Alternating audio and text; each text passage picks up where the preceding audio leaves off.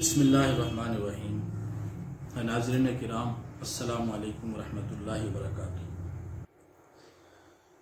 जब से आलमी हालात के अंदर बहुत बड़ी तब्दीलियाँ पैदा होना शुरू हुई हैं, बिलखुसूस जब से उम्मत मुस्लिमा में इसराइल को तस्लीम करने और न करने की बहसें चली हैं, उस वक्त से बाज़ दानिश्वर, बाज़ एंकर पर्सन और बाज़ तज्ज़िया कार, बाज़ कालम नवीस इस तरह की गुफ्तगू करते हैं कि जैसे खुदा न खास्ता उम्मत मुस्लिमा के सारे जवाल का सबब अलियाज़ु बिल्लाह इस्लाम और इस्लाम पसंद लोग हैं। वो ऐसे दुख दर्द बयान करते हैं, ऐसी अफसोसनाक तरीके से बात करते हैं कि जैसे ये सब कुछ सिर्फ और सिर्फ इस वजह से हो रहा है कि हम मुसलमान। हालांकि बुनियादी तौर पे इस सारी खराबी की जड़ और बुनियाद इस्लाम से हट जाना है। हज़रत उमर रज़ी अल्लाह तआला ने फरमाया था कि अल्लाह ताला ने हमें इस्लाम की वजह से इज़्ज़त दी। अल्लाह की कसम, जब हम इस्लाम को छोड़कर किसी और चीज़ में इज़्ज़त तलाश करेंगे, अल्लाह ताला हमें ज़लील कर देगा। पैबंद ज़दा कपड़े, फटे पुराने कपड़े, टूटे हुए जूते और खजूर की उस बनाई हुई वो चप्पल और घिसा हुआ चमड़ा, जब तक वो उन चीज़ों के अंदर थे लेकिन इस्लाम के ऊपर ज़िंदगी गुजारते थे, तो अल्लाह ताला ने पूरी दुनिया में उनको इज़्ज़त दी थी। मुसलमानों को पूरी दुनिया में अल्लाह ताला ने इज़्ज़त और बुलंदी और सरफराजी अता फरमाई थी। जब से हमने इस्लाम को छोड़ा है और हम काफिरों के नक्शे कदम पे चले हैं, उस वक़्त से हम दुनिया के अंदर ज़लील व ख़ार हैं। मुल्क हमारे पास आज भी बहुत ज़्यादा हैं, 50-60 इस्लामी ममालिक हैं, बेदरेग वसाइल हैं हमारे पास, बेतहाशा वसाइल हैं, बेदरेग उनका इस्तेमाल किया जा रहा है।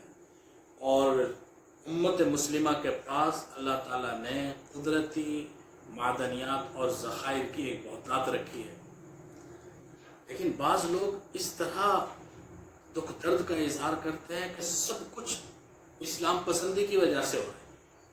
बिलखुसूस 2 दिन पहले जनाब सीनियर तज्ज़िया कार हसन निसार साहब का एक वीडियो क्लिप, वो ऐसे दुख दर्द का इजहार कर रहे थे कि जैसे सब कुछ सिर्फ इस वजह से हो रहा है कि हम मुसलमान, हमारे इस्लाम की वजह से, हमारे मुसलमान होने की वजह से। वो नेतन्याहू के फ़ज़ाइल व मनाक़िब बयान कर रहे थे, यहूदियों के फ़ज़ाइल व मनाक़िब।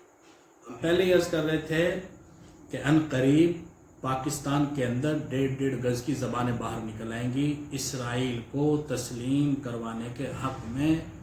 वो दलाइल दिए जाएंगे कि जो ना कभी सुने थे और ना कभी कहीं पढ़े गए थे, ना कहीं लिखे गए थे, और अब वो हो रहा है आहिस्ता आहिस्ता। बुनियादी तौर पे देखने की बात यह है कि मुसलमान उलमा, उनका किरदार क्या है।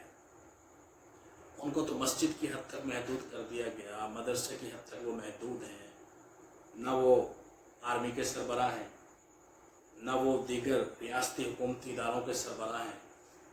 जितने भी करता धरता लोग हैं, इदारे हैं, सरबराहान हैं, वो सारे के सारे दुनियावी तालीम याफ्ता हैं।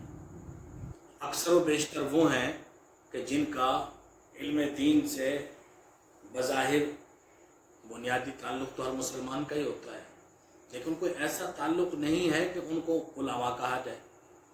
तो इस्लाम को तो हमने छोड़ा हुआ है, इस्लाम को छोड़ने की वजह से तो ये सारा कुछ हो रहा है, और उल्टा इस्लाम और इस्लाम पसंदों को ही इस बात का दोषी ठहराया जाता है कि गोया कि हमारा सारा कसूर ये है कि हम मुसलमान थे और मुसलमान होने की वजह से हम पीछे रह गए, खुदा न खास्ता।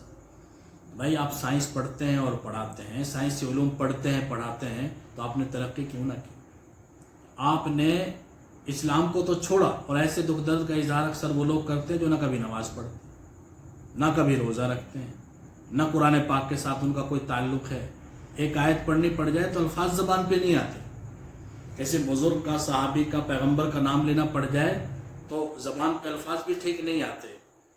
और वो लोग सारा का सारा इल्ज़ाम इस बात पर देते हैं गोया कि ये सारा कुछ इस वजह से हो रहा है कि हम मुसलमान थे और हमारे इस्लाम की वजह से सारा कुछ हो रहा है। तो याद रखें, ہماری جتنی خامیاں ہیں، جتنی خرابیاں ہیں، کافر سب کچھ غلط کر کے دنیا میں ترقی حاصل کر سکتا ہے. ان کے لیے ان کی ترجیحات بھی اور ہیں، معیار بھی اور ہیں. لیکن ایک مسلمان جب تک اپنے ایمان اور اسلام کے تقاضوں کے مطابق زندگی نہیں گزارے گا وہ کامیاب نہیں ہو سکتا. اگر امریکہ مسلمانوں کے حوالے کر دیا جائے، چین مسلمانوں کے حوالے کر دیا جائے، روس بھی ان کو دے دیا جائے، اور ہمارے اعمال اگر ایسے کہ ایسے ہی رہے، ہم حضور صلی اللہ علیہ وسلم کے بتائے ہوئے طریقے پر نہیں چلے، تو یہ ساری دنیا کی طاقتیں ہمارے پاس ہوں تب بھی ہم دنیا میں غلبہ حاصل نہیں کر سکتے. ہمارے غالب ہونے کو اللہ تعالیٰ نے دنیاوی مادی ترقی کے ساتھ جوڑا ہی نہیں ہے، ایمان اور اعمال صالحہ کے ساتھ جوڑا ہے. ایمان اور اعمال صالحہ ہوں گے تب دنیا کی چیزیں کام آئیں گی. اگر ایمان اور اعمال صالحہ نہیں ہوں گے تو چاہے ساری دنیا کی دولتیں ہمارے قدموں میں رکھ دی جائیں، ہم دنیا میں غلبہ نہیں پا سکتے. تو رونے دھونے کی ضرورت اس بات پہ نہیں ہے کہ ہم مسلمان ہیں، رونے دھونے کی ضرورت اس بات پہ ہے کہ ہم حقیقی معنوں میں مسلمان نہیں ہیں. اور دنیا کے اندر کتنے سارے ممالک ہیں، سب کوئی تو تسلیم کیا ہوا ہے. اگر ایک اسرائیل کو تسلیم نہ کر کے ہم پیچھے رہ گئے ہیں تو اس کو بھی تسلیم کر کے دیکھ لیں، اور ذلتوں کے اندر چلے جائیں گے، اور خاریوں کے اندر چلے جائیں گے، تنزل اور انحطاط کا اور زیادہ شکار ہو جائیں گے.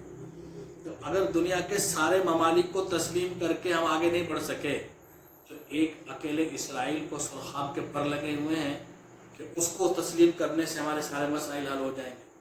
اور آج تک پاکستان کا کیا بگڑا ہے اس کو تسلیم نہ کر کے، جو آئندہ پاکستان جو ہے وہ ساری انسانیت سے پیچھے رہ جائے گا، ساری دنیا کی ترقی سے پیچھے رہ جائے گا. تو بات دراصل یہ ہے کہ جو مغلوبیت ہے، مقہوریت ہے، وہ اندر سے بے چین کرتی. غلام کو اس وقت تک تسکین نہیں ملتی جب تک وہ جھک نہ جائے، جب تک وہ ہاتھ نہ جوڑے، جب تک وہ پاؤں نہ پکڑے، جب تک وہ کسی کے پاؤں نہ چھولے. تو اصل مسئلہ یہ دلی تسکین کا ہے کہ غلامی کی عادت پڑی ہوئی ہے اور اب ایک نیا آقا ڈھونڈ رہے ہیں امریکہ کے بعد.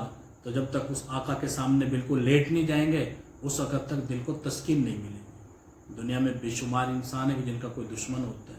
ساری دنیا کو تو کوئی بھی دشمن نہیں بناتا، بنانا بھی نہیں چاہیے، کسی کو بھی نہیں بنانا چاہیے. لیکن اگر کسی کا کوئی ایک آدھ دشمن ہے تو اس سے کیا بگڑ جائے گا؟ اگر اسرائیل ساری زندگی بھی ہمارا دشمن رہے تو کیا بگڑ جائے گا؟ اور جو ساری دنیا کے ممالک کو ہم تسلیم کر کے کچھ حاصل نہ کر سکے تو اس اکیلے کو تسلیم کر کے ہم کیا حاصل کر لیں گے؟ تو اللہ تعالی ہمیں صحیح معنوں میں سمجھ عطا فرمائے، ہمیں ایمان اور اعمال صالحہ کی توفیق عطا فرمائے. وما علینا الا البلاغ. قرآن کی آواز میں سن نغمہ لا تک نہ تو، اندر سے بھی ہو جا ہرا، کھلنے سے پہلے مسکرا، گرنے سے پہلے ہی سنبھل، حیا علی خیر